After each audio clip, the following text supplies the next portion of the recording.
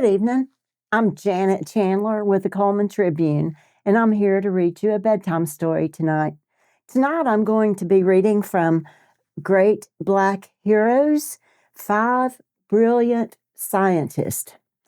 I've always loved peanuts, peanut butter cookies, and I've always loved science. So this is a story about a man who combined the two. His name was George Washington Carver. He was born around 1864 and he died in 1943. He was a world-famous agricultural scientist. On a cold, dark night in 1864, a gang of masked white men burst into a slave cabin near Diamond Creek, Missouri.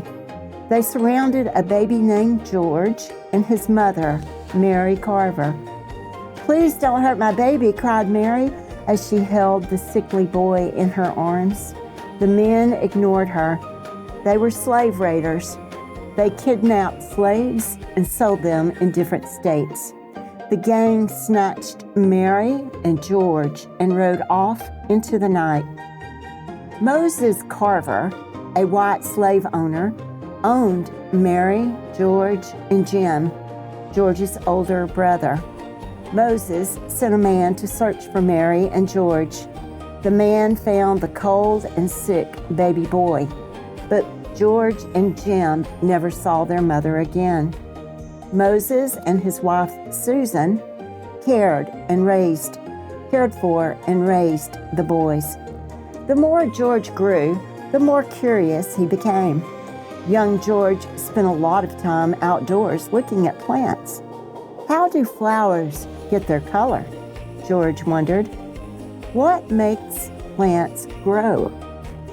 This curiosity later helped George Washington Carver become a world-famous agricultural scientist.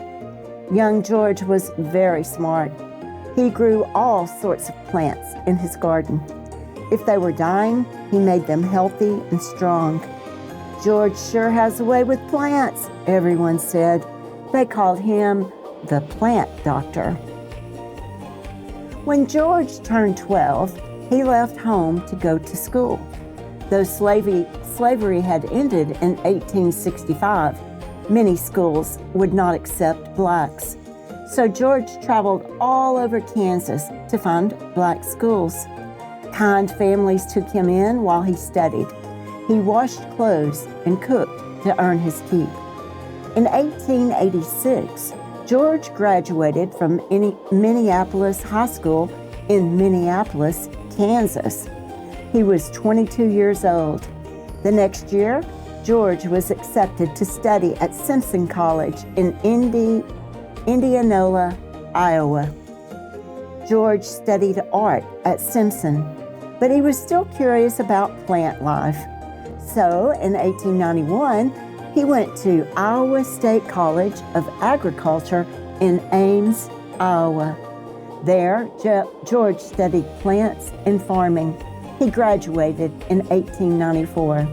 He was soon to be Instructor Carver. For a while, he taught at the college and took care of the greenhouse. He continued to do experiments with plants, and he discovered cures for plant diseases. He was encouraged by the Wallaces, a prominent family in the community. One day, George received an important letter from Booker T. Washington. He was the head of the Tuskegee Institute, an all-black college in Tuskegee, Alabama. "Would you please come and teach at our school?" asked Booker T. Washington. George happily accepted the invitation for the job of professor. In 1896, he arrived at the Institute. Cotton farms surrounded Tuskegee. After years of planting cotton, the soil was worn out. The farmers were having problems growing their cotton crop. Insects ate up the cotton that did grow. Without cotton, farmers couldn't make a decent living. George was able to help. He taught his students how to make the soil healthy and he taught the farmers too. "We need to put good things like peanuts into the soil," said George. "Peanuts are healthy and they taste good too." The farmers planted peanuts, and just as George said, the soil became healthy. The peanuts grew and grew. Soon there were too many peanuts. "What are we going to do with all these peanuts?" asked the farmers. George wasn't sure, so he did many experiments. He found that he could make many things from peanuts. He made oil, soap, and butter. In total, he made over 300 products from peanuts.